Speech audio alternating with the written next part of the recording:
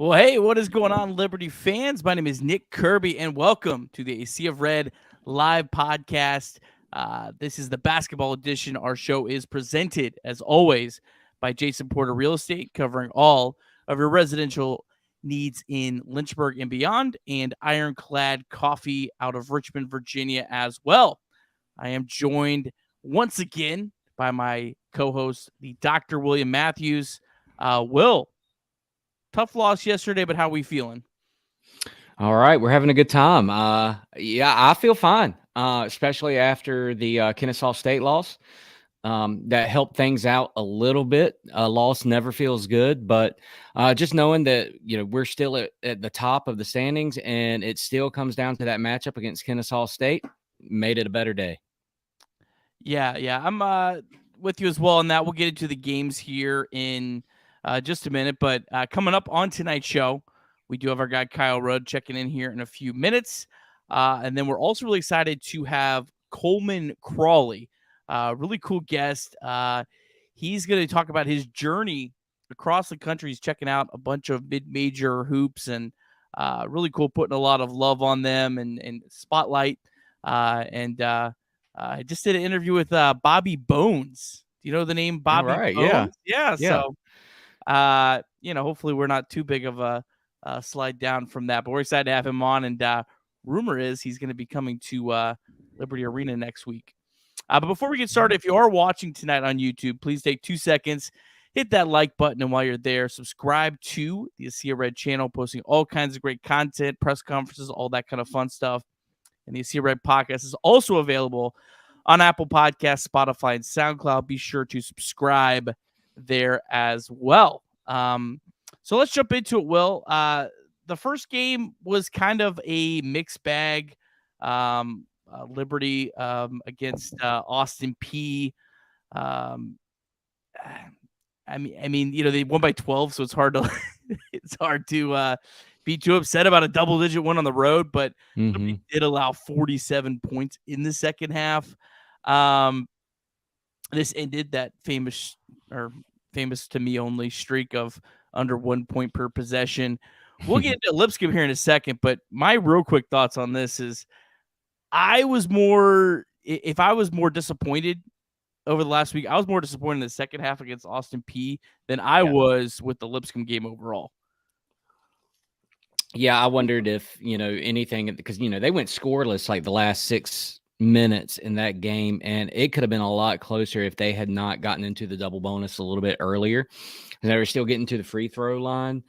But I wonder if some of that maybe carried into the next game because, we'll talk about that game in just a little bit. But hey, going on the road, coming off of that 4-game stretch where you played some tough opponents and maybe one of the harder stretches of the conference season, to go to Austin Peay, a place that nobody in a Liberty uniform had ever played.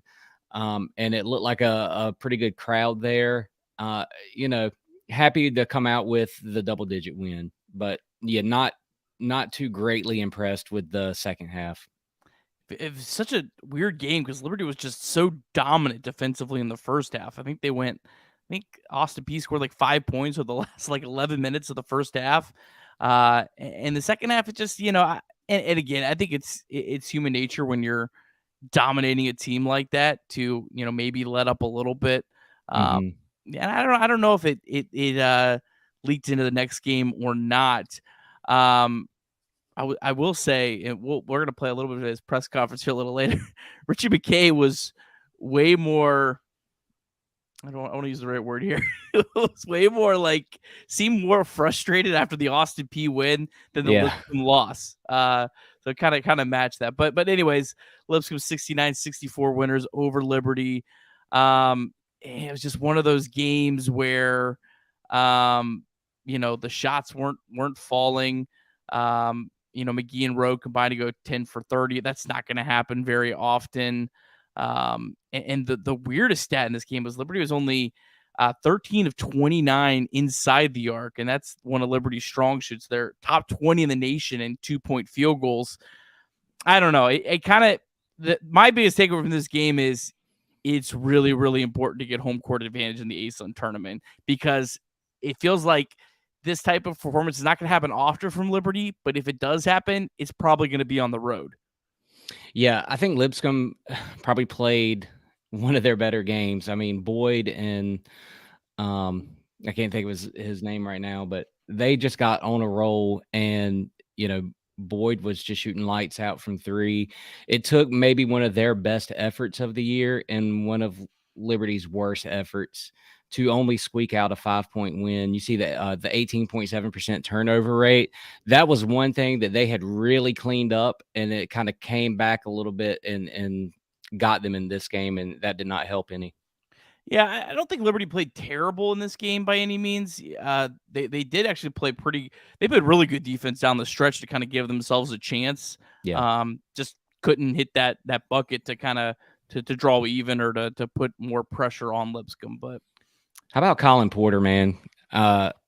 Just so consistent, even in the Austin Peay game where he, didn't score until he got to the line late in the game. But I think he has set a record for alley-oop assist.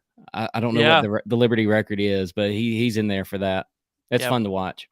Yep. Yeah. Porter's been very impressive. And then, of course, we do have to mention Darius McGee. It was a formality at this point, but nonetheless, he did break Carl Hess's LU record of scoring. Just an incredible career. And the whole notion of, well, he's had 5 seasons to do it. I don't know how many shots Carl Hess had, because I don't think we even have that number. But he still has less shots than Larry Blair took. I don't know where. Now, watch it. But several of the guys these past, he's taken less shots than they took. So you have to kind of, I think, give a little bit of a caveat with that. He's had 5 years, but he's also played in a system that doesn't really get most dudes a ton of shots on any given night. Yeah, and I don't know. We, in Ritchie's system, you're gonna have to earn your way into that starting lineup, and Colin Porter is one of those guys. Ritchie's real big on wait your time. Your time is gonna come, but you're gonna have to wait for it. Darius kind of was that his freshman year. I would like, if any of the old geezers are watching tonight, tell us about it in the comments. Was Carl Hess playing as a freshman? And we know that he was probably playing against maybe lesser competition. They were not D1. They were NCCAA,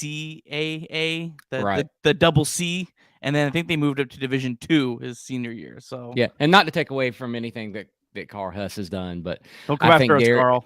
Yeah, I think Darius had a different route that I think maybe makes it a little bit more impressive. Yeah. All right. Well, we will get into more around the ASUN a little bit later on tonight's show. But let's go ahead and bring in our guy, Kyle Rode.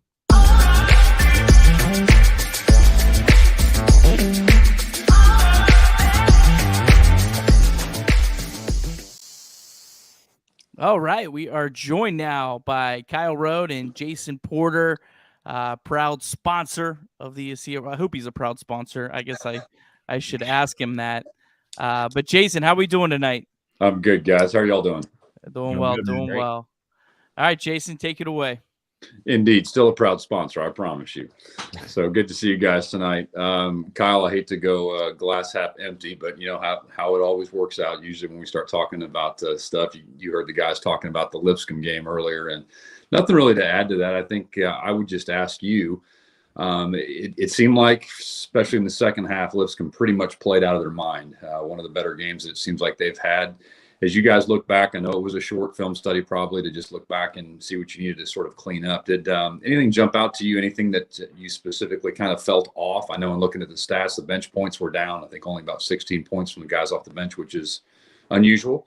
But as you look back, anything about that game necessarily kind of feel off to y'all?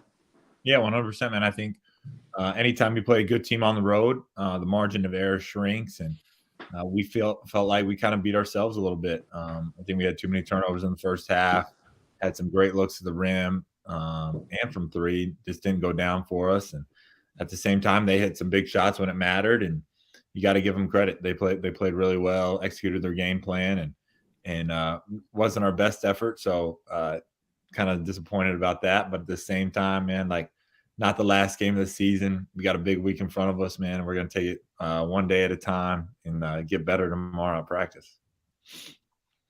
Yeah, Kyle, somebody once told me that emotions make terrible drivers, but are good passengers. I used that in my sermon today, by the way. So thank you for that. Yeah, what's the emotions, coming out of the Austin Peay game where you guys, kind of had a big lead at the top and then the second half stalled out a little bit?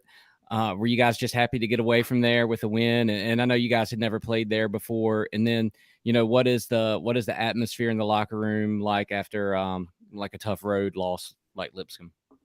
Yeah, 100%. That first Thursday game felt like we did a great job in the first half, being physical, contesting shots, forcing some tough ones, and we were really flowing offensively. I think Colin had probably felt like 10 assists in the first half. I know he ended the game with 9, so that couldn't happen. But no, it was really good for us, and they did a good job in the second half executing some stuff. Credit to them. They were hitting some tough shots off the bounce, off the catch. So we felt like we cleaned that up on Thursday night and Friday, and we're super excited for another opportunity to compete at Lipscomb on Saturday, man. And after a loss like that, where you feel like you didn't play your best but had a chance to win, that's all you can really ask for. So disappointed kind of by the outcome of being 1-1 on the road, but at the same time, we got a veteran group, man, and we've all kind of been through this before. I remember just having Mile and Cuff in the locker room yesterday talking about that 30-4 team when we had lost to Lipscomb last game of the regular season, and that you kind of go into the conference tournament on a loss, and you're like, that stinks. But at the same time, it's like how you respond the next game, the next practice is really what we're focused on. Yeah, we also probably should have pointed out earlier, Joseph Van Zandt also only played 10 minutes in this game, which he's such a huge part of what you guys do. Should have mentioned that as well. So hopefully he can be healthy and back in the lineup on Thursday.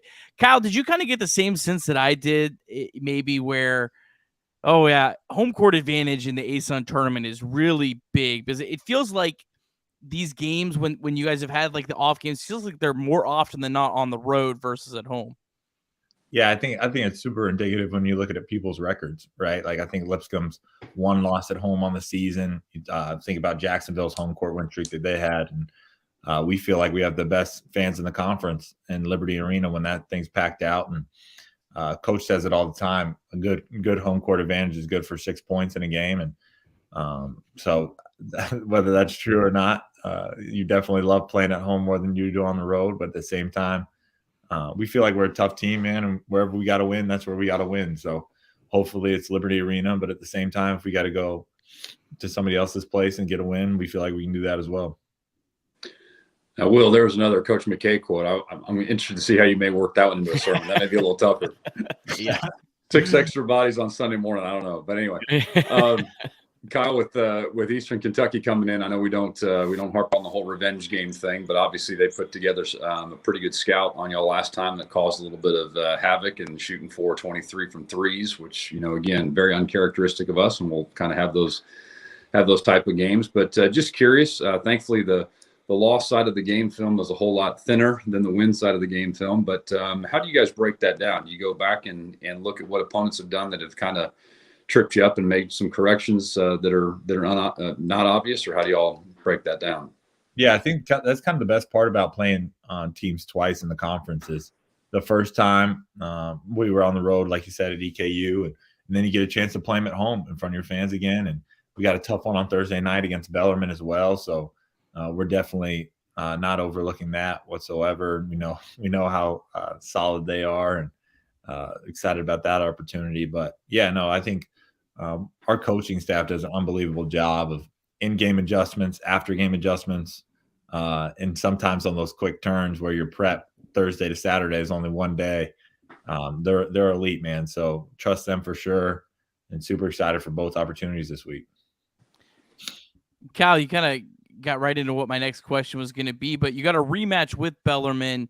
How tough is it to, I know you guys can say all the right things about, and Bellarmine has certainly played a lot better since you played them, but when you play a team that you did beat handily, how difficult is it preparing to have that same intensity to be able to hopefully repeat the same result? Yeah, I think every game's different, right? Like every game will start 0-0, and no matter what happened the last game, you don't pick up that score. So I think for us, we're super locked in on the game at hand and focused on really our scout, what we need to do to win that game that day. And like you said, teams are playing different. Some guys might be out, some guys might be playing better than they were before, and so everyone's different. And we know they have a really good culture, and that really is we feel like we have the same culture as well. So super excited to play them on Thursday, man. It'll be good. Hey, that Lipscomb game, early on, you guys lose Darius and JV for just a little time. Talk about leadership in that moment. What is your role in that? Because I mean, you're over there and you see that your best offensive weapon and your best defensive player are both on the bench, and now you guys kind of have to piece it together a little bit. Just talk about that moment where both of those guys are out and you guys have to keep playing. Yeah, really at that point, man, you really have no idea. Just kind of next man up. We feel super confident in our depth, and Peeves did a great job coming in right there, and Zay. So I have unbelievable confidence in them, and felt like we did a good job. It felt like Colin did a really good job touching the paint early, had a couple lobs to Blake, and feel like we're a super well-rounded team, man. We can play in multiple different ways, and Darius is obviously a big part of that too. So when he's not on the floor, we obviously want him to get back on the court. But at the same time, man, we have a great group of guys that can play together and are smart, and we'll figure it out. So, Kyle, you guys are at the last month of the season here in February, and the running joke in sports medicine used to be you switch from athletic tape to duct tape at this time of year, just trying to keep everybody together. And Aaron Schreiner, the athletic trainer, Rob Horn, the strength coach, do a great job. Any adjustments at this point in the year for recovery, or anything that you guys do a little bit different just because the games are starting to add up at this point? Yeah, I think really you just double down, man. Double down on your routine, making sure you're sleeping, making sure you're eating right, kind of the most basic things in the world. At the same time, they make a big difference. And Shrine and Coach Horner are phenomenal. Coach always does a really good job of being mindful of our practice time and mental health and academics, like that work-life balance. He does an unbelievable job with that. So always feel like our teams are primed up this time of the year, and I think this one's going to be the same. Well, Kyle, big game for Darius against Lipscomb. Broke the Liberty scoring record.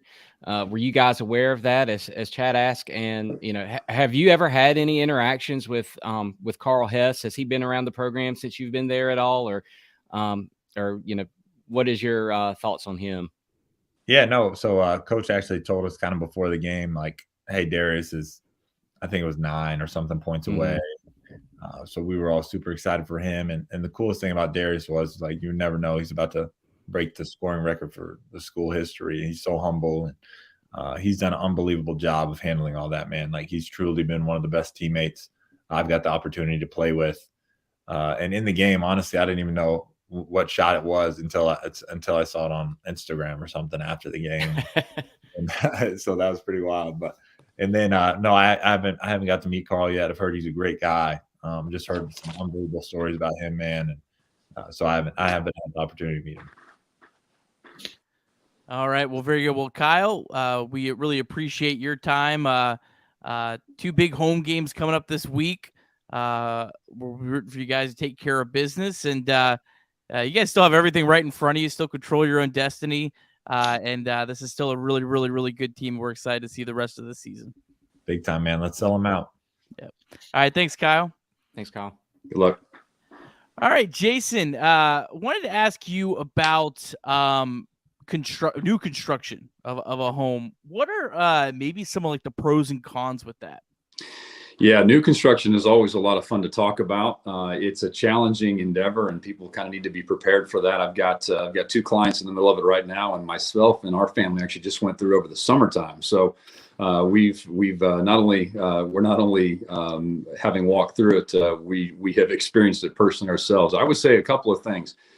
First of all, I always use the joke, and I say that if you like the new car smell, you should try a new house, because it smells incredible when you get a brand new house, obviously. But a couple things to keep in mind as you venture down that path.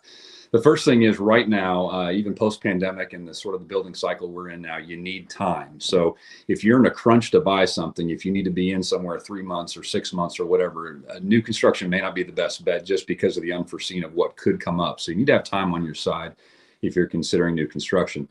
Secondly, I would tell you that the earlier you can get involved in new construction, usually the more selections that you have a chance to do, whether it's countertops or granite or cabinets or paint color, something like that. So usually the builder will have kind of the lanes that you need to stay within. But the earlier you get in the jump in the process, the more opportunity you have then to make selections. And then the last thing I would just say is kind of embrace the chaos and be ready for some randomness, because there are just crazy things that are still hitting supply chain issues. I've got some folks that are waiting on an exterior electrical panel box. Over the summer, I closed a house, new construction, without a garage door. You just don't know where the shortages are going to be right now. But new construction is an incredible endeavor, a lot of fun, very exciting, and a great way to go about it, as long as time is on your sides. And like I said, I've done a lot of new construction, so be glad to help anybody with those questions. Jason, if someone is not considering new construction and looking at an existing house, have you ever had to show a house where you were like, okay, listen, you've got some crazy neighbors, or, you know, something wild has happened in this house. There is a ghost haunting this house. There was a mass murder in this house. Have you ever had to go through anything like that? Well, technically, we have to be professional and above board. And so one of the interesting things on that, Will, I think, because people may not realize this about Virginia as opposed to some other states, is Virginia is a buyer beware state, actually. So you don't have to, as a seller, you don't have to disclose anything that's gone on in the house, which is kind of, you know, that plays both sides, buyer and seller. But yeah, you can run into some pretty squirrely scenarios. And sometimes if we really want to chase the bizarre Zillow gone wild, we can have a segment on that too. That'd be a lot of fun. Fantastic. Will always coming through with the most interesting questions, the most interesting interview in Liberty sports. You got to know. Got to give him something for sermon material, man. I know how it works. Right. Always searching. Well, Jason, we appreciate you as always. Thanks for your support, and be at the games this weekend, right? Yes, sir. 100%. Cheering loud. Don't right, want coach to stand up and stare at me again. Yeah. All right. Very good. Well, speaking of coach, I got a little bit of clip from his post-game press conference yesterday. I'm going to play a little bit of that, and then we'll talk a little bit about the ASUN before we get to some of our other guests tonight. Was it just one of those nights where the shots just weren't falling, and you guys had to find ways to overcome that aspect of the game? It's basketball day, life on the road. It's not easy. Yeah, we missed some ones we usually make. We didn't have the normal substitution pattern. We'll check on JV, but I could just tell when I took him out with 16 to go, he wasn't right, and we got to get evaluated before we can put him back in. I wasn't going to put him in harm's way. But again, Lipscomb earned a victory, and but again, I liked our guys' response. So we don't panic. We got a maturity about us, and I think this will be really healthy for us. I just think for us, we get a chance to first feel the sting of a loss. But we really have a lot of pride in representing Liberty and trying to be the best basketball program that we have. So I hope that people can see the group that we have, because man, they're responders, and I just think this team is really worth getting behind and continuing to support. We shared with our guys before the game, look, we don't win in the NCAA tournament without going into Lipscomb twice in 10, 11 days and getting the desired outcome. So, I mean, in order to finish in first in this league, we're going to have to do something hard. We're going to have to protect home court and win on the road. And I just think the more cracks that you get at this, the better you feel about it when you're in the moment of it. And again, man, I know we want to win, but I'm not down in the least bit, because I think our guys, man, I think they battled. They battled through some stuff. I don't think I took Darius out the second half, and I usually try and get him a blow. So, but that's what I thought the game dictated, and I'll go back, watch the film, and we'll all be better. What do you know, and what can you share about Joseph? I really don't know anything. I didn't ask Aaron. because I felt like we just had to get through it. And the way he came off the court, I'm just using my judgment there. He's such an important piece to what we do. And again, we'll never put a kid in harm's way. So I'll get with Aaron, and I'm sure he'll see the doctor tomorrow, and we'll figure out what's happening there. All right, some interesting post-game reaction from Coach McKay. Like I said, if you watch the post-game against Austin Peay, Coach was in a much better mood after the Lipscomb loss than the Austin Peay. So I think that kind of goes with what I was saying earlier. I think, maybe the second half of Austin Peay was maybe more disappointing than the Lipscomb game. It's basketball, Dame. Okay. With Kirby, going forward into Conference USA, would you like to see Liberty kind of keep Lipscomb going on the schedule, maybe some home and homes? Because, this has been the game to watch for, ASUN over the last couple of years. I don't know. I really enjoy the Mid-Atlantic Christian tilts. So, yeah, I mean, honestly, yeah, no, for sure. But any D1 schools that we can get is better than that. No, but I do think it'd be beneficial for both schools. They're not too far away either. They're pretty close regionally. Yeah, that's a great point. I definitely like to see it. I'd like to beat Lipscomb in the ASUN tournament this year. Why not? Hey, undefeated in the ASUN tournament. Keep the tradition going. Yeah. All right. Well, speaking of the ASUN, let's get to it here before our guy Coleman Crawley is going to be on joining us here in just a few minutes. Here's a quick look at the ASUN standings. Not a whole lot of movement other than FGCU now out of the picture. That is the big news. I'm just going to run down a few things, and then I'll get some thoughts here from Will.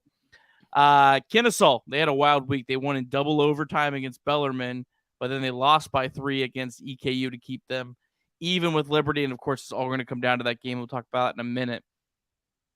EKU is now 8-0 at home this year. So going with that whole home in the ASUN being big. 8-0 at home in the ASUN. Plus, they also beat UNC Greensboro and Radford at home this year, both top 100, top 150 teams in Getting Palm.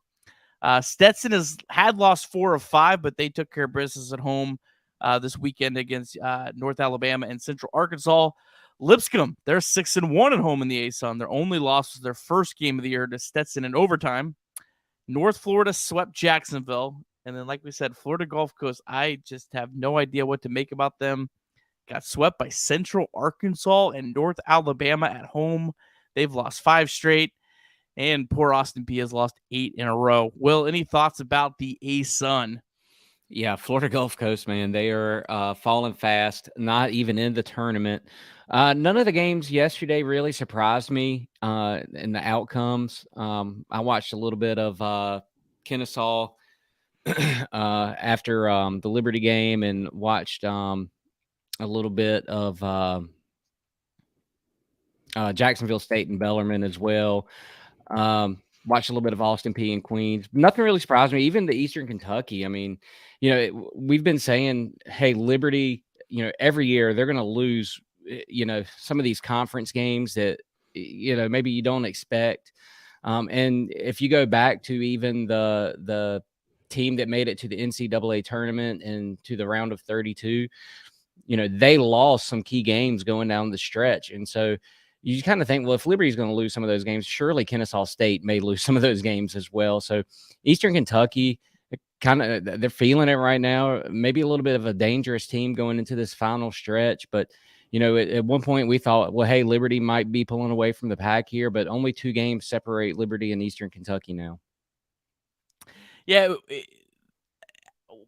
it seems like it's going to come down to Liberty and Kennesaw. If somehow EKU did beat Liberty, which I just don't see Liberty getting swept by EKU. But if somehow they did, then you could really get into an interesting 3-way tie. If Liberty then beats Kennesaw and then drops it, that could get kind of interesting. Liberty would win that though because they're going to have the highest net ranking. So if it gets to a 3-way tie, Liberty's in good shape. So, but yeah, I don't know. EKU, they're this is just a league where, man, when you get to tournament time, just pick the home team. Like if you're trying to pick who wins, pick the home team. This is a home dominated lead outside of maybe Liberty and Kennesaw. Seem like the only two teams that have had decent success on the road. Yeah. And again, as you stated earlier, home court advantage is going to be so crucial. And we know that Liberty Arena is going to be rocking, and Liberty does not lose at home much. So really looking forward to wrapping up one of those home spots. Yeah, and if you're watching, I did make a little graphic here with the home and away splits, and the most staggering thing is the 3-point shooting on both sides of the ball. So in home games, Liberty shoots 37%. They hold their opponents to 29% shooting. So pretty big gap. On the road, now I think this number might be a little bit inflated from some games. I don't think Liberty's going to give up 41% shooting from three if there was more and more and more games and data on the road. But Liberty's getting outshot on the road from three. So it does just kind of, I think, show you, I mean, that the margin for error for Liberty is just so much smaller on the road. So and I can't say it enough. Home court is going to be really, really big in the ASUN tournament. Let's take a quick look here at where Liberty stands in their net breakdown. Northwestern, they keep flip-flopping between quad 1 and quad 2. They're like 57 in the net, I think. So they're quad 2 now. Liberty's still 12-0 in quad 4 games, which that may not sound like much, but that's a good stat when you're comparing to other similar teams for 12 and 13 seeds when you get to the NCAA tournament. The Lipscomb loss was a quad 3 loss. So, not a great loss, but it's not a terrible loss where if you had lost to them at home, it would be a quad 4 loss, which would, I would think make the resume a little tougher to have the ceiling of like a 12 seed. So, let's take a look here at the upcoming schedule. Will, I feel very confident about these two games this week. I think Liberty's going to, Liberty's going to run away with both of them. I think they're going to be focused. They're at home. I feel really good about these two games. What's your thoughts about these two? I do too. Kyle Rode and Coach McKay would probably say there is no such thing as a revenge game. I think that Eastern Kentucky game is a little bit about that. That was, their first conference loss and was not expected. And they get them at home this time. I think coming off the loss, Ritchie said ultimately it helps the team. I think it does help the team. I think it compels them against these two games and building confidence going into Kennesaw. Yeah. Yeah, February 16th. That is going to be the game, man. I'd like for that one to be at home. Yeah, it's a tough break. That is a tough break for Liberty, just the way the schedule worked out. You wouldn't have thought it going into the year. I thought we were going into ASUN plays like, oh, Liberty got the break having Florida Gulf Coast be at home, but now I wish I would have rather played that game on the road and had the Kennesaw game at home. So it's funny how different you could feel about things at different sets of time. Yeah. Yeah, and then you got those two Queens games. That's gonna be really weird. Let's go back to the ASUN tournament. Let's take a look at that. We're gonna have Coleman Crawley joining us here in about 5 or 6 minutes, I believe. So let's take a quick look here at the tournament. Will, I tell you, I don't know if I could handpick better the 9 and 10. Jacksonville and North Florida, those are two teams I would feel very comfortable about at Liberty Arena. You kind of with me on that? Oh, yeah. I would rather play either one of those than Bellarmine. I feel like Bellarmine is the type of team, and I don't think Liberty's going to have any trouble with them, but I feel like they have a type of team that when it comes out to it, they're just so gritty and, will try to find a way to win. So, yeah, Jacksonville, North Florida, I think those are good matchups for Liberty at home. So, yeah, I like that scenario right now. Yeah, for sure. man, I cannot believe that Florida Gulf Coast is out of this field. Now there's still, we still what, 5 games left? Mm-hmm. No, 7 games left. I don't know. I can't keep track. But yeah, I mean, we'll still probably have some movement. Austin Peay, though, they're probably on the danger of missing the tournament. They only have 2 wins right now, so they are. I mean, I think they're really in trouble. Well, what's your thoughts about maybe some of these games? I know Queens right now is sitting comfortably at the 6, but I kind of hope that they continue to win. In those last 2 games they're playing against Liberty aren't to get in the tournament, because I just think that's going to create such a weird dynamic in this conference. Having teams that are playing for more, they have more at stake in those last couple games. Mm-hmm. Yeah, I haven't really formed much of an opinion on Queens other than, hey, surprise, they're better than maybe we thought they would be. Ken Palm is still projecting Liberty to lose 1 more game. I could see in a back-to-back situation, maybe that being one of the losses, maybe on the road if it's not Kennesaw State. I feel like if Liberty beats Kennesaw State, then they kind of run through everybody else. But except for maybe Queens with that back-to-back. And, how do you feel about, every team having some of those back-to-back games like that? I mean, I know it's just kind of the math of the schedule, but yeah, it's weird. You would expect most of them to be splits, but there's been several sweeps. Like North Florida swept Jacksonville. That's another team that has really underperformed. They're all the way down to the 9 seed. They're at their net ranking. They were the biggest drop in net ranking this week. They're all the way down to 8th in the net ranking. That is definitely a team that I'm just I'm so confused. I'm so confused with how poorly they play. But again, I wonder if Florida Gulf Coast and Jacksonville, if they can do just enough to get into that ASUN tournament. It's a new season. Like, are those kind of maybe the dangerous teams? Because Mm-hmm. they do have that talent. And they maybe get that fresh start, and hey, we have nothing to lose at this point. Yeah, do you see another Liberty a la 2013? And I pulled up Florida Gulf Coast the remaining schedule here, and it does not look very favorable for them to sneak in. Their next 3 games are on the road: North Florida, Jacksonville, and Stetson. And Stetson is better than advertising. Then they have Stetson back to back, but then they play Lipscomb, who's they're pumped up with their big win after Saturday and feeling confident. They close out with Austin Peay, but their last 1, 2, 3, 4, 5, 6, 7, 8. Florida Gulf Coast are 1-7 in their last 8.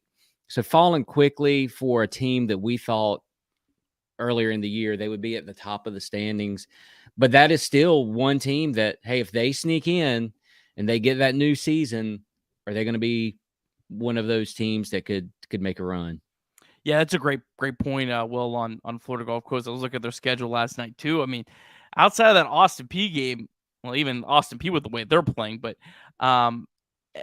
man, every single game they got, the next 5 games are all, I feel like they're going to have to play well to win any of those games.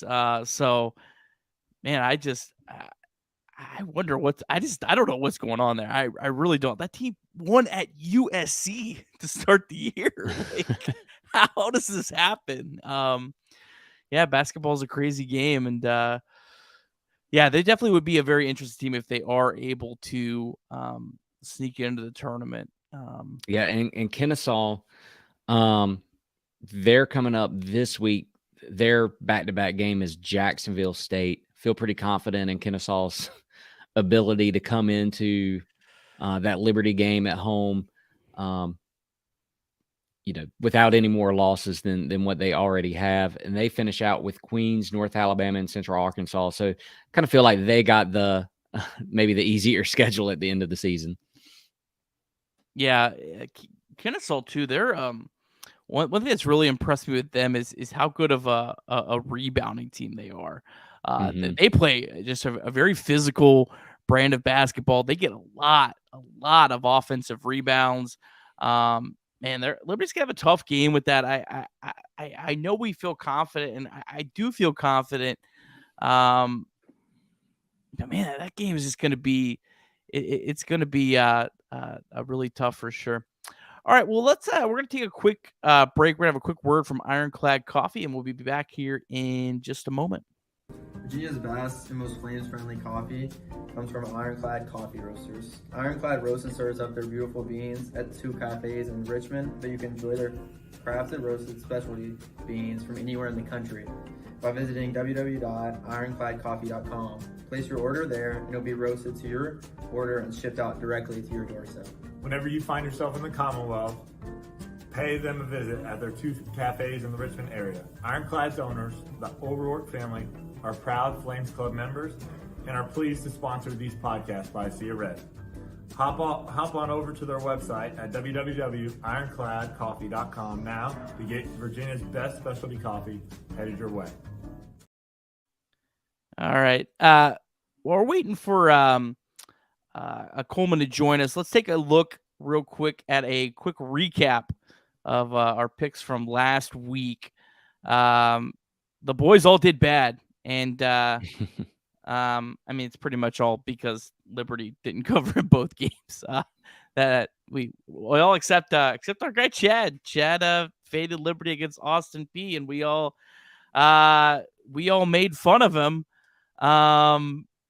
He knew what he was doing. Yeah, he knew that somehow Liberty was going to just give up 47 points in the second half and only win by 12. I mean, he just knew it. You know, you just when you have a guy like that, you can as well. Let's go bring Ritchie Longshots in. There he is. To Coleman as soon as he gets on here. Ritchie, we'll get to your picks for next week, but let's look through this. What was maybe some of these games that stood out? You already brought it up.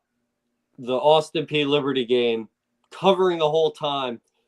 People were tweeting, game's over, Liberty's up 20, call it. And I'm going, no. It's not over. And sure enough, as you said, Chad being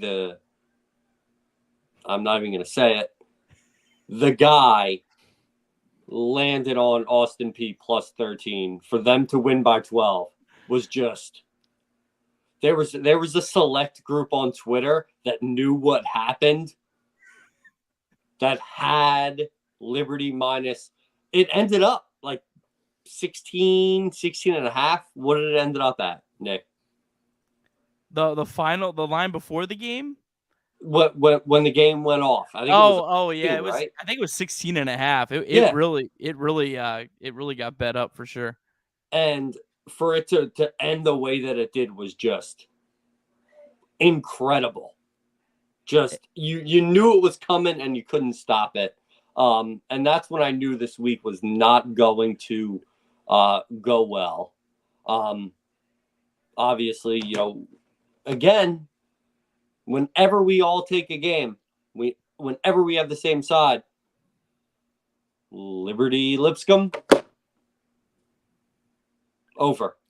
It's kind of like when you're on campus and you think that the RAs are asleep in their room or studying or something. And as soon as you pop in that R-rated DVD, bam, they're in there. Like, what you guys doing? Yep. You come back from the hookah bar and bam, they're sniffing you. It's curtains. We did all get Kennesaw, though, although it did take double overtime. But we did all get Kennesaw. It didn't look like it for a large portion of that game. But it shouldn't have gone to overtime to begin with, but it was one of those, once the game got to overtime, I went, all right, they're going to cover. Bellarmine's over their head. All right. Well, our guy Coleman is on. Ritchie, we'll get right back to you here in a little bit with our picks for this week. So let's bring on Coleman Crawley. Coleman, what's up, my man? Hey guys, how's it going? Thank you all very much for having me. Can you hear me fine? Yeah, we can hear you good. You Perfect. Just came from Houston Temple, right? Yes, I did. Just got out of there. What side were you on in this one? I was on Houston, minus 11. So basically every game I've gone to of late, first half, second half, entirely different basketball games. So I knew when we were down 4 at halftime, I was in good shape. I tailed you on that today. So Good. yeah, Good. yeah, Good for you. good looking out. So Coleman, tell us a little bit about this crazy journey that you're on. It's been so cool to follow, and tell us about what you've been up to. Absolutely. Crazy is the perfect word for it. So I've set out on a journey to find Cinderella before the ball. I'll be attending a Liberty game Saturday. Liberty very well could be one of those Cinderellas. But I got the idea from last year, St. Peter's. They made the run to the Elite Eight. Someone posted a link to every school in Division I, their average attendance numbers. And so I got to sorting through those in the off season and was stunned by how many programs didn't average 1,000 people in attendance. St. Peter's was one of those that didn't average 526 people. They make the Elite Eight. Syracuse averaged 17,000 people. They didn't even make the NCAA tournament. So I knew there was a high level of talent on display that wasn't being showcased until mid-late March when they win a couple big games in the tournament, right? And so I wanted to fix that, draw light or draw some coverage at least to these small and mid-majors before they get hot. So what's on the schedule after Liberty? Are you sticking around to some more Virginia teams? Are you going up to Radford or over to Longwood, or what's the plan? I'm trying to think of what I had after Liberty. I can't remember what my schedule is for the 12th, but I've tweeted it out. It's on my Twitter. Okay. I can't remember what my plan is for UNC Greensboro. Boom. That's where I'm at. Yes. Yeah. That'll be a good one. Yeah. Offer. Let me see if I can pull this up. We'll ask another question while I try to do this. So as you were in the off season looking at all these attendance and, as you said, looking for the next Cinderella, how long of a process is that? I mean, are you just spending all summer combing through these numbers, or? Honestly, it was pretty easy data to just copy, paste, and sort.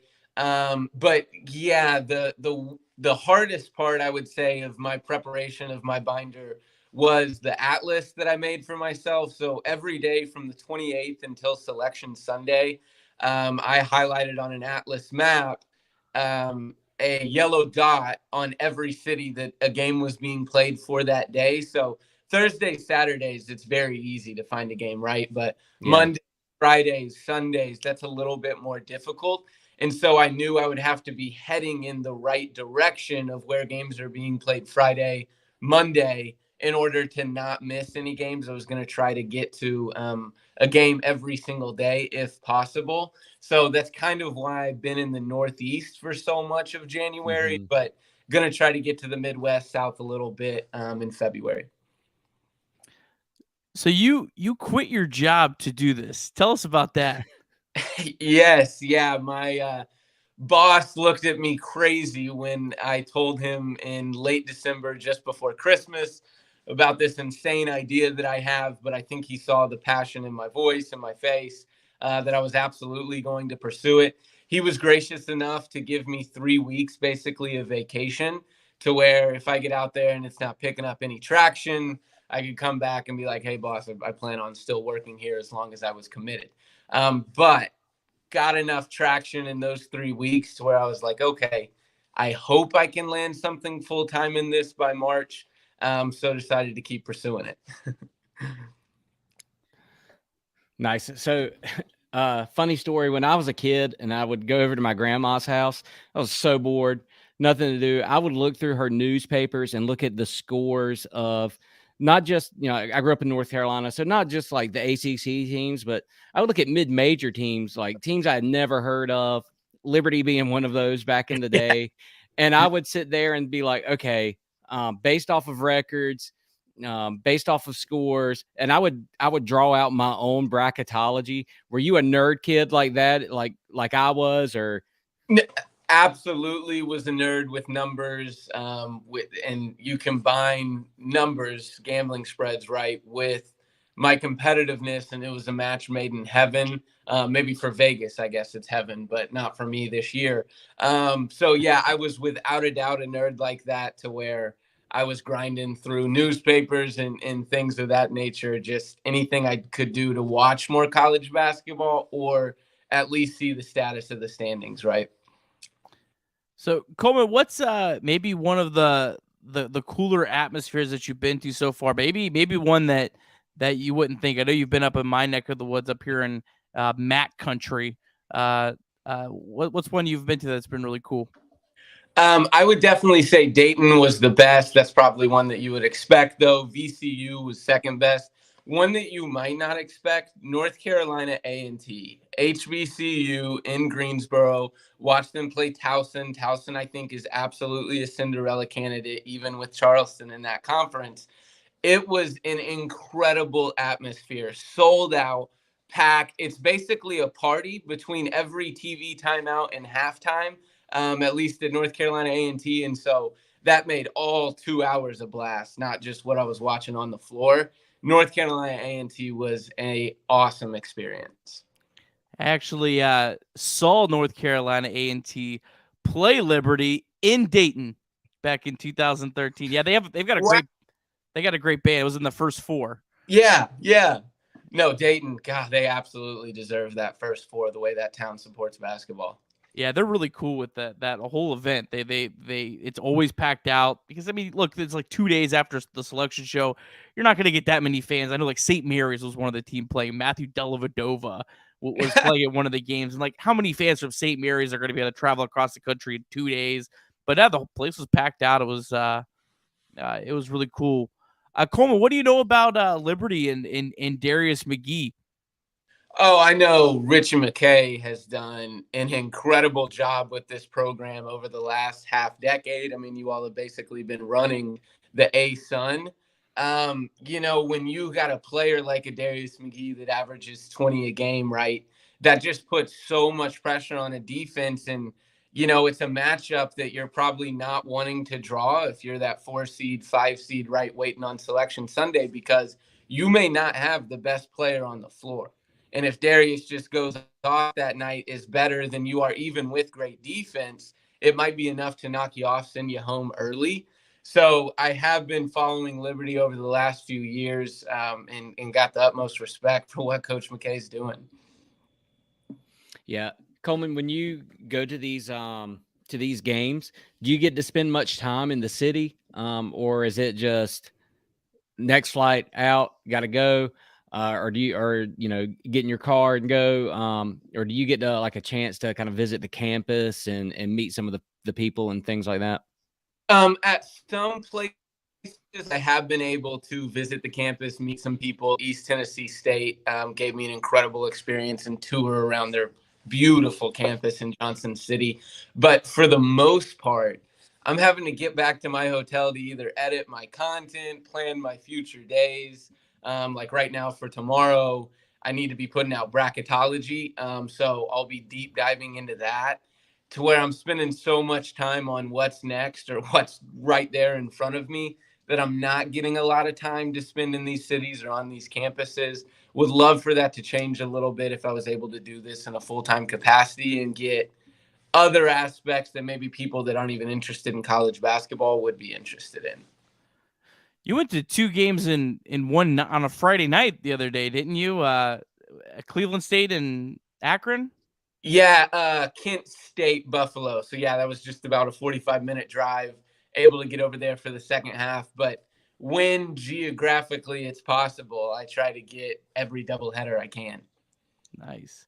What's the smallest crowd you've been to so far? Smallest crowd. Gosh, there was a game I went to that had been 500 people. I'm trying to remember what that game was. But the Patriot, the NEC, Wagner. God, they playing in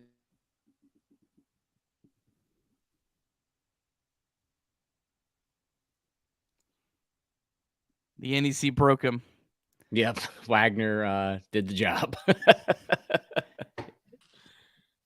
Okay, my back. He's back. You're back. Sorry about that. You were just talking about how awful Wagner is. Yeah, their gym. It looks like your third grade nephew is about to be going out there. No, it's a Division I basketball team, and Wagner has a legit shot to win the NCAA tournament, maybe punch a bid. I couldn't believe what that venue looked like. But yeah, I think the attendance numbers were 479. And some of these, when I look at the attendance numbers afterwards that I've been to, I'm like, there weren't 800 people in that gym. I was at Coppin State the other day, and they posted that there were somewhere around 800. No way. There was no way. So the MEAC, the NEC, the Patriot League, those have been specific leagues that I've seen really poor attendance in. Well, in that same vein, is there an arena or a crowd that you've been around that you thought going into it, like, this is going to be a terrible experience, and it turned out better than you thought it would be? You know, I'm pretty fired up going into any gym just for the newness of it and just the potential of what's going to happen in this game, what's going to happen today. That's what's so exciting about this journey, is each day just presents its new opportunity. So I haven't really approached any, I guess, with kind of a negative outlook going in. So no, I don't think I got an answer for you there. Sorry. Hey, but if you got money on a NEC game, it beats Duke, North Carolina if you got something at stake in it. So yeah, exactly.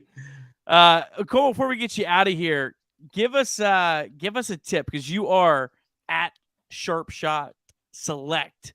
So give us maybe a peek behind the curtain at what you look at when you are finding your best bets of the day or the week. Yeah, absolutely. This is just the philosophy I have, and I put in some work to develop this philosophy, but it makes me look like I'm kind of a square when I bet, because I take almost exclusively favorites. That's changed a little bit since I've been with Shot Quality. They've got some great analytics that has me taking a few more dogs. But I did a study over the last 4 years of the top 2 teams in each conference at the end of the year and the bottom 2 teams in each conference, how they would do against the spread. And each year, consistently, they hit at about a 55 to a 58% clip. Now, obviously, it's difficult sometimes to pick who those top 2 would be or those bottom 2 would be at the end of the year. Sometimes it's obvious in some conferences. But that's just the philosophy I have, where ride the best, fade the worst, and you should be half decent with that at worst. I like that. I like that a lot. I'm going to put up here one more time kind of where you're at. Liberty fans, make sure you go up and say hi to Coleman when he's there. Maybe you can get on one of his videos, just pumping out some really cool content. I think it is so cool what you're doing. Yeah. Yeah, best of luck to you the rest of the way. Shout out where everyone could find all your stuff and follow you on this journey. Yeah, absolutely. On Twitter and TikTok, it's at Sharp Shot Select. That's where I post my picks, as well as posting footage of the games that I attend, reviews of those games in the arena. That's where you can find me. All right, fantastic. Well, thanks so much, Coleman. Really appreciate your time, and we'll look forward to following you along. All right, we're going to keep the gambling content going. We'll bring on Ritchie Longshots here again.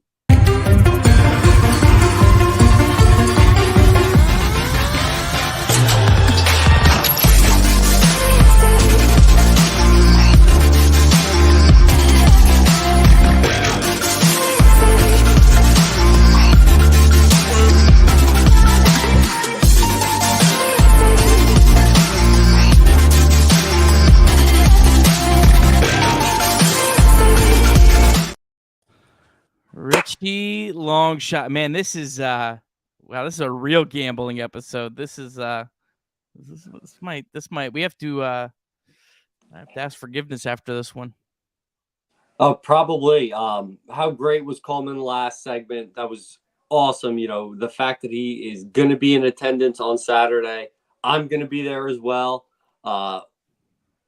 Sold out. Just awesome environment. I'm fully fired up, gassed up, ready to roll. Ritchie Longshots, Coleman in the same venue.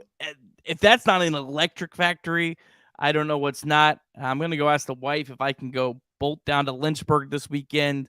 Not happening. But yeah, that's gonna be fun. You guys enjoy that. Take lots of pics for us folks at home. All right. let's jump into our picks of the weeks. Will's going to rejoin us here in a minute. Here's what we got. Let's jump into it. Texas at Kansas. Longshots. You are the only one taking the Longhorns on the road. Kansas, I don't really know what to make of them. I'm not picking against Kansas, only 3 points at home. It's the same, Texas, unpredictable team. Kansas, unpredictable team. Texas 4-1 in their last 5.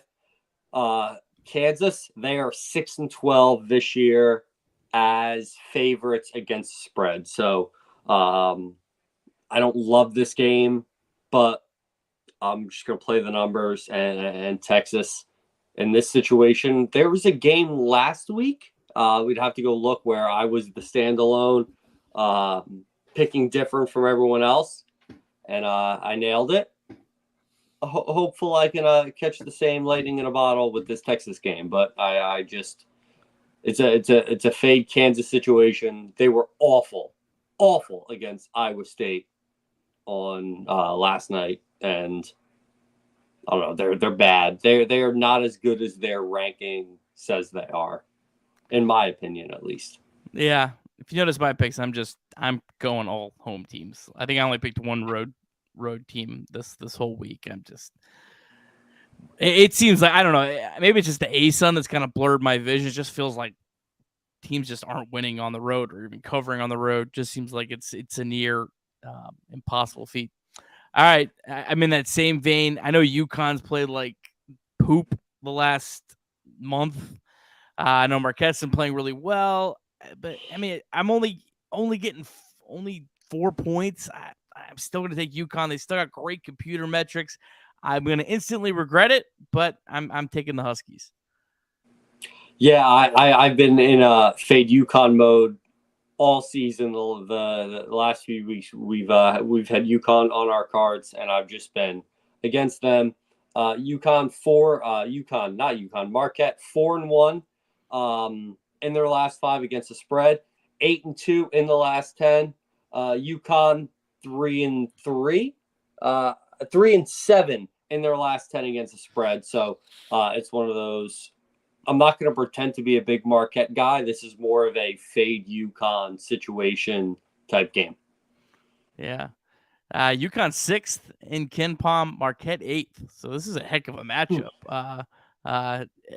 The numbers say this is a better matchup than Texas-Kansas. I know it's hard for people to wrap their brains around, but so the numbers say. All right, we're all on West Virginia -3, so bet your mortgage on Iowa State. Hammer Iowa State. Hammer them. Whatever that line is, go money line. They'll probably win outright. So, yeah, no more discussing that. That's a done deal. We completely split on this. I went with Queens at home. I just EKU is hot, but they are not the same team on the road. And Queens has been a good team at home. I agree. This was a very tough game to go with. I'm an EKU guy, sneaky EKU guy.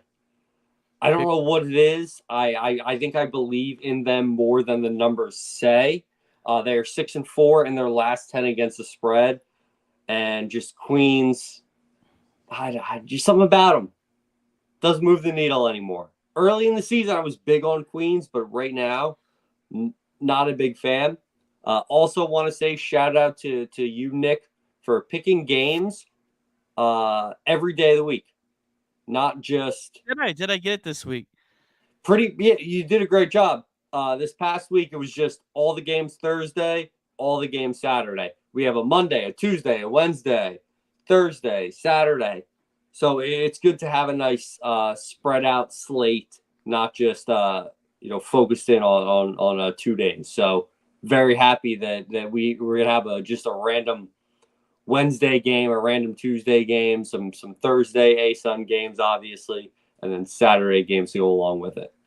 Well, I want to bring you in on this because I just had a thought kind of pop in.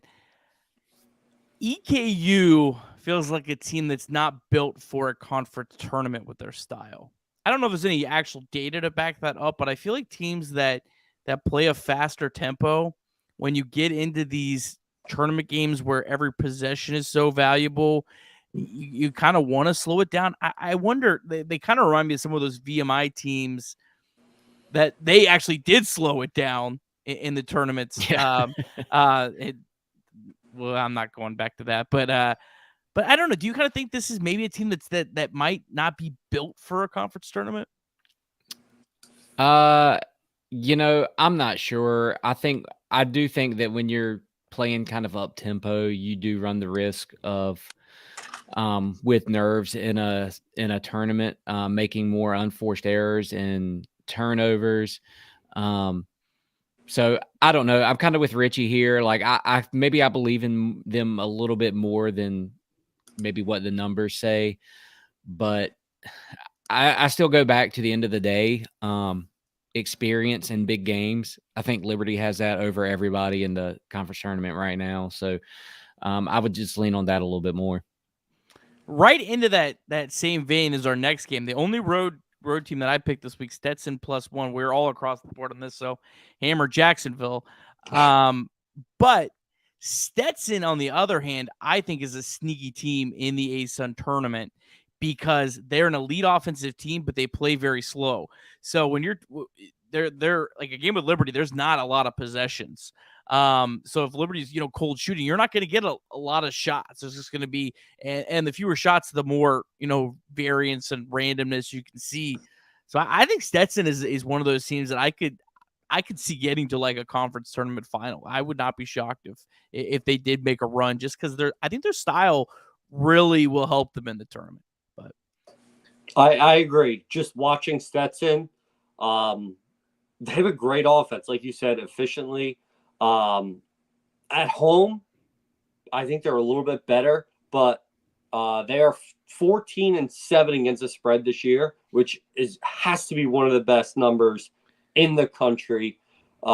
Jacksonville 8-12 this year against the spread. So I think this is the fact that this is a 1-point spread is crazy to me. Probably my pick of the week. Yeah, might be a death sentence, but I like them. Well, some of that is going to be where Stetson and Jacksonville started in KenPom. Jacksonville obviously started way higher than they were. Stetson started way lower than they were. So there also could be some overcorrection here coming up, which we see a lot in this. But yeah, Stetson's 8th in the country in 3-point percentage. Man, 8th in the country when you are slowing the game down. That is a scary team. That's not a North Florida just shooting everything up and whatever. I'm telling you, Stetson, they're a dangerous team. All right, Florida Gulf Coast at North Florida. Ritchie Longshots taking Dunk City, 5 straight losses. I don't even want to touch them. I want nothing to do with that team. I hate it. I hate everything about this game. I hate the fact that I took Dunk City. I hate Florida Gulf Coast. I have no stats to back up the pick. If anything, I have stats to fade my pick. UNF, they're 6-1 against the spread at home in conference play. Do not take this game. This is an ugly game. I have no idea it's just ugly. Don't. I hate it. I faded myself in this game. All right, and then Bellarmine at Liberty. This actually has moved in KenPom to 17, but when we made the picks, it was 16. Somehow I made these picks put these picks together at 11:50. All the ASUN games were complete and in KenPom, and the next morning it moved to 17. So I don't know, but it is 16 for our records. I think Liberty beats the daylights out of Bellarmine. I just think they're so much better than them. This game's at home. They're coming off a loss. I think this could be a 30-point win. I'll say it. A lot of points. Yeah, a lot of points. Bellarmine stinks. I said before Coleman, I watched what happened last week when they had that 20-point lead and just slowly the walk-ons didn't understand the assignment. And I hope I'm wrong. And I'm going to contradict myself in about 3 minutes when we talk about the last game on the slate, but just too many points. Bellarmine lost at home by 17 to Lipscomb just recently. I don't know. That team's not, I don't know, on the road. We'll see. All right, Alabama at Auburn. Went with the home team. This is probably another one of those games where Auburn's down 25 at halftime, and I'm like, what was I doing? But I have a gut feeling to go with the home teams. Longshots, tell me how dumb I am. I don't think you're dumb. Anytime you have a rivalry game and you're gonna get 2 points at home, I get it. I've been a believer in Bama all year. Nate Oates, awesome coach, top 10 team. I can't go against Bama at this point. So I'm in on them, but I get it. It makes sense. Auburn needs this more too. So that's Yes. kind of also where my head Yes. is at. A rivalry game at home. If this was not Alabama, I'd be on the same page as you. I will say that. All right, Baylor at TCU. This was a tough one. I like Baylor. TCU's kind of, I feel like maybe a little bit overrated, but again, I'm only 3 points at home. It's just, home teams in the Big 12. I don't know what the numbers are on that, but I feel like the home teams in the Big 12 have to be doing very, very well. I think it comes back to the fact that I think we mentioned last week that there's so much parity in college basketball right now. And if you give me a team like Baylor that at the beginning of the year, they were a top 5 team. They were the number 1 team in the country to start the year, right? I think they were number 1 in Ken Palm. But yeah, North Carolina was number 1, and that was obviously not accurate. We're not going there. No, Baylor has all the talent in the world. They are 7-3 straight up in their last 10 games, and they're catching 3 points against a TCU team that I don't fully believe in. So, give me Baylor in this Texas biblical rivalry game, right? It's a biblical game, right, Doc?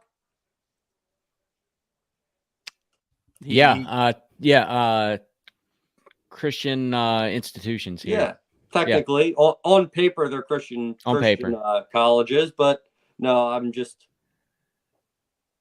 All right. Baylor was number 6 in Ken Palm to begin the year, so I don't know where we both got that from. They were the first game of the year. I do remember that. I remember we were all. I started the year off poorly belting they were playing Mississippi Devils. The Delta Devils. You never forget when you get bit by the Delta Devils. All right. This is a game that I know might pique a little bit of your interest. Rutgers at Illinois. You are taking the Scarlet Knights going into Champaign. Hoorah, hoorah, Rutgers, rock. Upstream, red team, upstream, rock, Rutgers, rock. Yes, I'm a Rutgers alumni as well as a Liberty alumni. I did not make any research into this game. I saw that you finally put Rutgers on the card, and I went, Rutgers it is. Do I love the fact that Chad also took Rutgers? No. Terrible. I saw that. I went, this is bad news. It's bad because in the state of New Jersey, I cannot bet on New Jersey colleges and universities. If I could, I would be fading Chad and betting my actual money on Illinois because Chad, look at the numbers. Numbers don't lie. Isn't the entire state of New Jersey like 10 feet? Like, can't you just go drive to Pennsylvania? I could. It's about 45 minutes. Probably not worth it. It's going to be very interesting when Rutgers. It was actually very funny when St. Peter's went on the run they did last year, and the state was just bleeding money, not taking their bets in March Madness. So we'll see what happens one day. I know you're able to bet on Ohio colleges. Oh yeah. Preposterous. It's preposterous. I can't do it in Jersey. The only thing you can't bet on in Ohio is you can't do like prize picks. So I guess like that's the line is We're not gonna let a you bet Johnny's gonna score 10 points because he's gonna blow it on purpose. That's the line in the sand. No, I have zero written next to the game. You put Rutgers on the card, I'm taking Rutgers. Not gonna lie, Man to the people. When I saw that, I thought, hey, I might be able to bait a win here, so I put it on. Yeah, that's a sneaky good chance to take a win from me. I'm not gonna lie, I thought Ritchie was holding up a piece of cheese there for a second. This is my orange Post-it notes. There you go. Yeah. Okay. You put Rutgers or Fairleigh Dickinson on the card. When you can fade me, that's your shot right there to pick up a game. Next week, 4 games with Rutgers and Fairleigh Dickinson on there. Get us back in this. Or whoever is in the NEC. Only their road games, though. Only their road games. Yes. Yeah, that's how we get back in this. All right. And then John Manson, what are you doing? Going against the Flames with Coleman and Ritchie in the building. I mean, this is a revenge game for Liberty. I think I think Liberty rolls this week. I really do. I think they're going to. Liberty at home has been a wagon. I don't know. I said that I'm going to contradict myself earlier that I liked EKU, but I'm going to be in attendance. My first time in Liberty Arena. The last time I was at a Liberty basketball game was the ASUN championship game a week before COVID struck, whatever. And I'm excited to be back in Lynchburg, first time in 3 years. I don't know if they cover the spread, but what am I gonna go to the game and root for Eastern Kentucky? Absolutely not. So this you could have put 27 minus 27. Give me Liberty. Didn't make a difference. Didn't matter. Didn't care. Give me Liberty in this game. Going to be in attendance. Whatever it is. Also whatever it is, bet the over as well. This is a blind bet. Celebrate and look for me on ESPN Plus. Liberty minus 14. Liberty minus 28. Doesn't matter. Hammer it. Bet the Liberty team over in this game. Yeah. That's the play. Eastern Kentucky with their tempo. Liberty's going to run wild in this game. I think that would be the best play if you're looking for an actual wager in this game. What's the restaurant scenarios for you in Lynchburg over the weekend? It's a great question. I rearranged my schedule. I was going to come down Friday night, but I'm going to be swinging up a little bit earlier, catch a tennis matchup against Clemson. Going to do a little cookout after the game. Okay. Remember, I'm in New Jersey, so I don't get access to all of these chain restaurants that the Southerners do. So it's going to be a little cookout Friday night, I think. Saturday morning, obviously, Bojangles, biggest Bojangles guy in the world. Lunch, Osaka's best sauce in the game. Osaka's pre-basketball game dinner. Back to Bojangles, I think. Rest in peace, Taste of Philly. I'm going to probably swing back to Bo's. And then post-basketball game, Chili's. Probably. Is there a Chick-fil-A in Liberty Arena? I've never actually been in Liberty Arena, so couldn't tell you. Probably, right? Chad's in the comments. Chad says no. It's got to be a Chick-fil-A in Liberty Arena, right? That feels sacrilegious. Chad's saying no. I can't. No. What a missed opportunity. What is going on? This is hosh posh. That's very disappointing. But that's neither here nor there. We'll make it work. And then Sunday morning, probably Bojangles for breakfast again. So stick with what you know. Stick with what you love. That's my plan. But I'm open to any and all suggestions. Lynchburg has grown so much in the last 10 years. And if there's new places that have opened up, I'm interested in hearing about it. Yeah, Will introduce me. The doctor introduced me to Bojangles. I helped him lose his bogenity. Yeah. Yeah, that's another story for another podcast. Yeah. Closest Bojangles. What's the closest Bojangles to you? Closest to me is like 7 hours away. Probably the same. So sorry. Maybe Maryland. It's probably somewhere in Maryland. 4 hours, 5 hours. Oh, I'm on the map.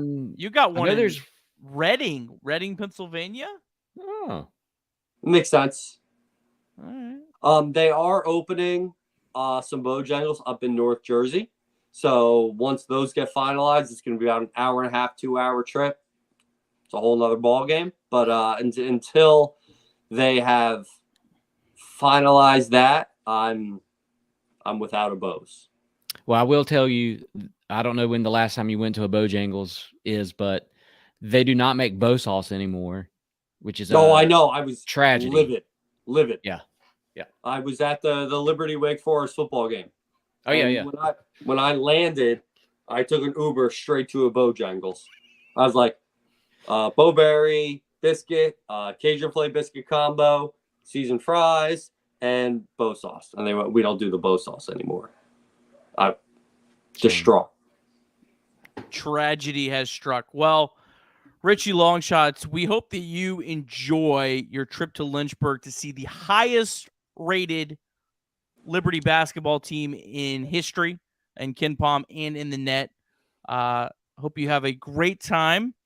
And we're going to wrap the show up here unless either one of you guys got anything else? No. We touched on. Thank you. Yeah. So, again, we will be back Monday night next week because we are not going to go head-to-head with the Super Bowl. I was advised against that. I wanted to take it on, but our advisors said no. So we'll be on Monday night next week. Look forward to that. Again, if you aren't subscribed to ASOR Red on YouTube, just do it. Come on, what are you doing? And hit that like button while you're there. And then the ASOR Red podcast also available on Apple Podcasts, Spotify, and SoundCloud. So subscribe, 5-star review, all that kind of fun stuff. Well, thanks to all of our great guests tonight. Thanks to Kyle. Thanks to Jason Porter Real Estate. Thanks to Ironclad Coffee. Thanks to Mr. Crawley. Thanks to Will Matthews and Ritchie Longshots. My name is Nick. Have a great night, everyone.